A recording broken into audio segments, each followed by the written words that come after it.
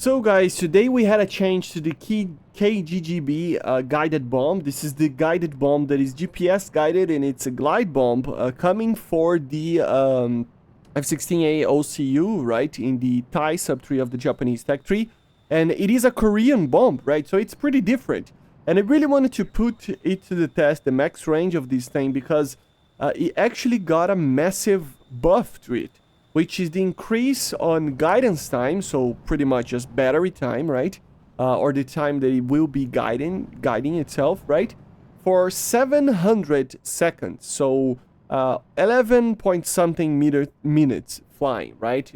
With a guided time, right? So this is the same as the GBU 39, if I'm not mistaken, but only these two bombs will guide themselves for this long. So I never did a test with the GBU 39, right? So why not do one with the KGGB, right?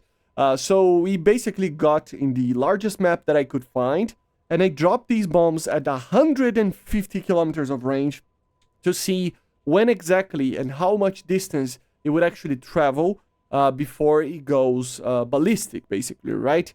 One thing that I had to say here is that, of course, there are some limitations to this. For example, the speed is obviously, capped at Mach 1, right? This is the maximum speed that you can actually drop this thing. And also, obviously, the higher you go, the faster you can go, the longer the range will be. So this was kind of a normal drop. I was at 13 point something kilometers altitude and Mach 0.98, right? So kind of a general perspective of a very high altitude and as close as possible to Mach 1 for the bomb release. Of course, if you go to exactly Mach 1 and to the highest, altitude, maybe with only one bomb that an F-16 can do, you will probably be you're gonna get a little bit of a number than I did. Here, you can maybe even manage the 150 kilometers, right? But I really wanted to just put it to the test because honestly, when will you actually be able to do this type of shot? It's kind of impossible. It's just having fun, basically, trying to put these missiles or these bombs to the limit, right? And what I actually could manage with this was an incredible 127 kilometers of range. So I would say that at that altitude and at that speed, you can get very easily 120 kilometers of range with this thing. This map, by the way, is immense. If you go in a diagonal position, you can get up to like 180, something like that, kilometers. So yeah, it's kind of nuts, right? But yeah, I actually was kind of surprised that it was even managing to actually be able to fire this thing. And another thing to consider is that I kind of checked the speed on the actual replay. And the main thing that I noticed is that this thing can actually maintain a fairly good amount of speed, around 400 kilometers per hour throughout the whole flight. Of course, it is eventually losing, speed, but not by much, right? It is very slowly losing a kilometer here, a kilometer there per hour, right?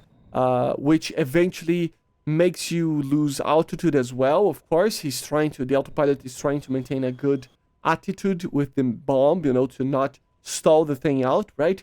If you do kind of a pop-up attack, it will help as well. So there are multiple things that you can make to try to get to the 150 kilometers. I was very, very close to it. 20 kilometers is not nothing.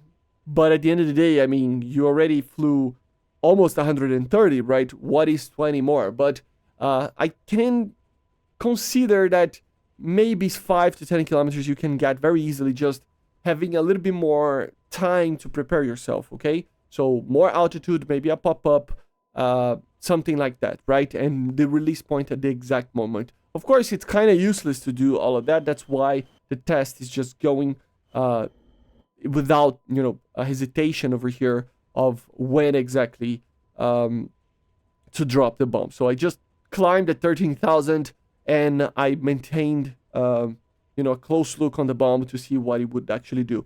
I'm all over the place with the camera here because it is a 2+ times speed over here. So it is pretty fast, okay?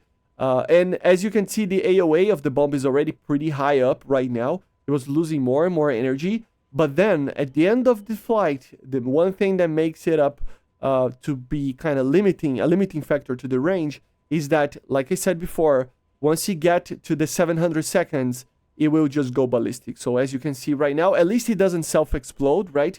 But it basically becomes a V1, right? So it just drops down to Earth and it destroys itself. But at least it has the penetration, it has the explosiveness of trying to get something, right? Yeah, kind of pushing the limits way too much over here. Again, it has the energy to go even further. Probably the 150 kilometers would be possible if it had the battery. So you would have to put this missile, this bomb, in a higher altitude with the Mach 1 speed to be able to improve here, but it's not going to be by much, okay? So yeah, an incredible 120 kilometers plus range on this thing, which is insane. So yeah, that was the test. I hope you enjoyed. Make sure to subscribe, leave a like, leave a comment, and yeah, I see you out there testing it out at, I mean, more than 100 kilometers away. I mean, this is like 80 miles, man, for American miles, right? So like something like that. So it's, yeah, it's a long range weapon, I gotta say. If he had a propulsion system, Jesus Christ, he could do way more than it would be a cruise missile, right? But yeah, I see you guys on the next one. Make sure to subscribe, and bye.